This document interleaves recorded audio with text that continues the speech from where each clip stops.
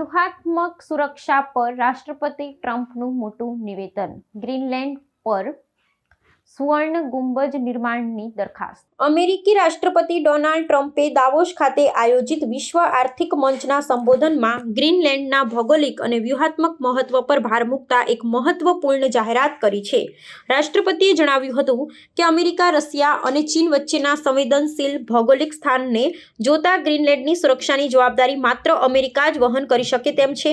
તેમણે ડેનમાર્ક અને ગ્રીનલેન્ડના લોકો પ્રત્યે આદર વ્યક્ત કરવાની સાથે સ્પષ્ટ કર્યું હતું કે ઉત્તર અમેરિકા ખંડના સંરક્ષણ માટે ગ્રીનલેન્ડ પર એક અત્યાધુનિક સંરક્ષણ પ્રણાલી એટલે કે ગોલ્ડન ડોમ સુવર્ણ ગુંબજ સ્થાપિત કરવામાં આવશે, જે કેનેડાની સુરક્ષા માટે પણ અનિવાર્ય છે.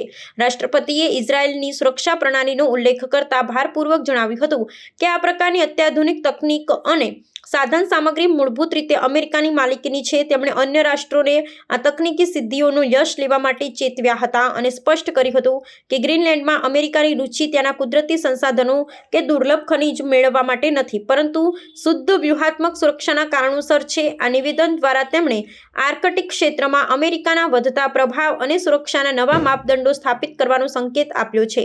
ઉત્તર એટલાન્ટિક સંધિ સંગઠન નાટોના સંદર્ભમાં રાષ્ટ્રપતિએ ફરી એકવાર નારાજગી વ્યક્ત કરતા કહ્યું હતું કે અમેરિકા સાથે ભૂતકાળમાં અન્યાયી વ્યવહાર કરવામાં આવ્યો છે. તેમણે દાવો કર્યો હતો કે અન્ય કોઈપણ અમેરિકી રાષ્ટ્રપતિ કરતાં તેમણે આ સંગઠનને મજબૂત કરવા માટે સૌથી વધુ યોગદાન આપ્યું છે.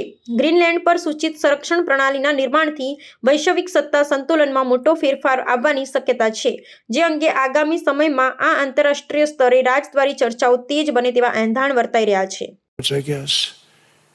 Greenland is a vast, almost entirely uninhabited and undeveloped territory that's sitting undefended in a key strategic location between the United States, Russia, and China. That's exactly where it is, right smack in the middle. Wasn't important nearly when we gave it back. You know, when we gave it back, it wasn't the same as it is now. It's not important for any other reason, you know, everyone talks about the minerals. There's so many places. There's no rare earth, no such thing as rare earth. There's rare processing, but there's so much rare earth. And this, to get to this rare earth, you got to go through hundreds of feet of ice. That's not the reason we need it. We need it for strategic national security and international security. This enormous unsecured island is actually part of North America, on the northern frontier of the Western Hemisphere. That's our territory.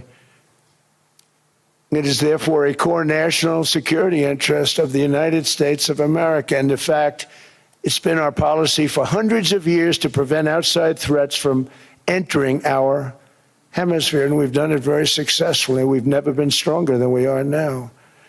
That's why American presidents have sought to purchase Greenland for nearly 2 centuries. You know, for 2 centuries they've been trying to do it.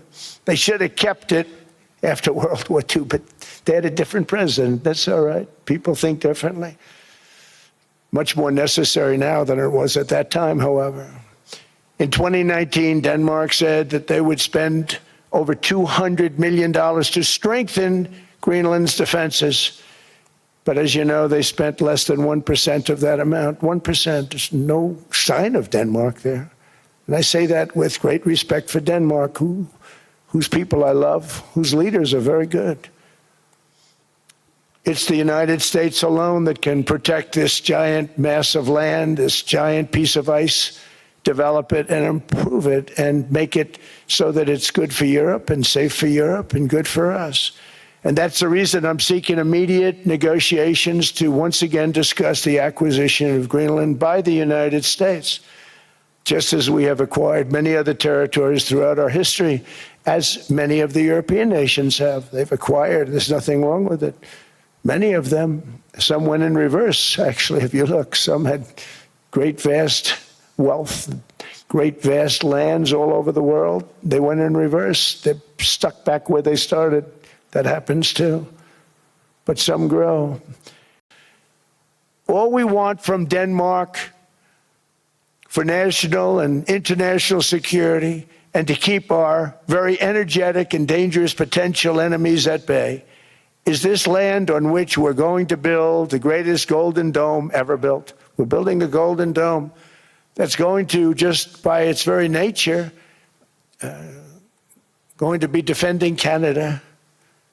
Canada gets a lot of freebies from us, by the way. They should be grateful also, but they're not. I watched your Prime Minister yesterday. He wasn't so grateful.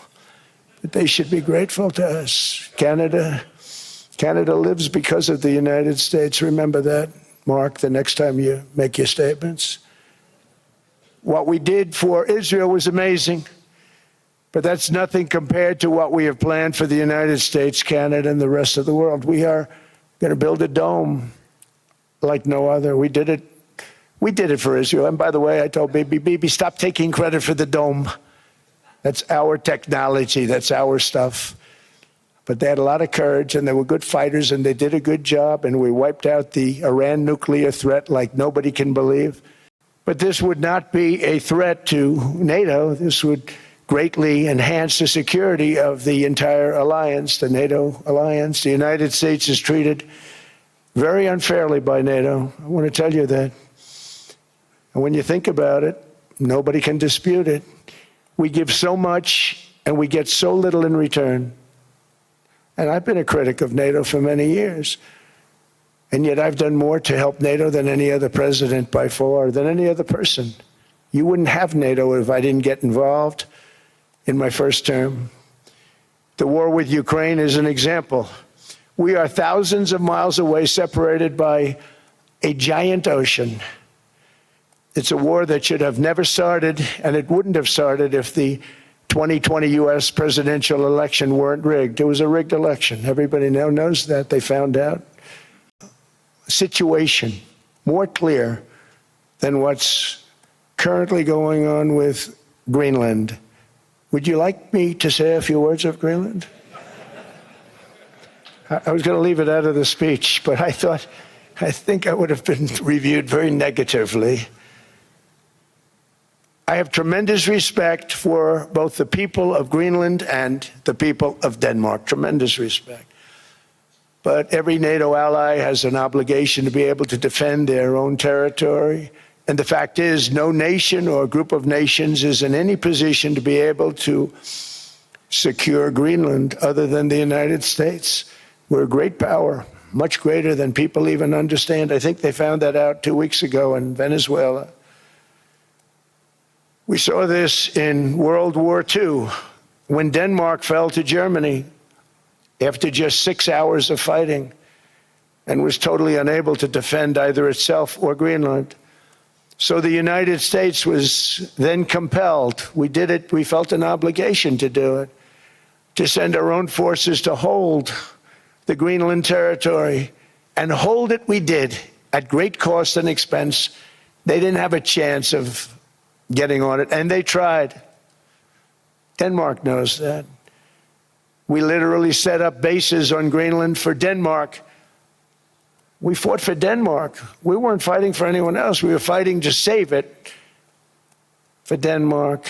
Big, beautiful piece of ice. It's hard to call it land. It's a big piece of ice.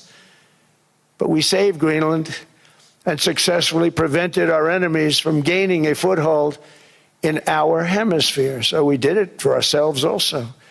And then after the war, which we won it big. Without us, right now you'd all be speaking German and a little Japanese, perhaps.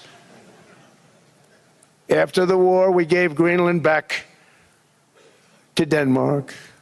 How stupid were we to do that? But we did it.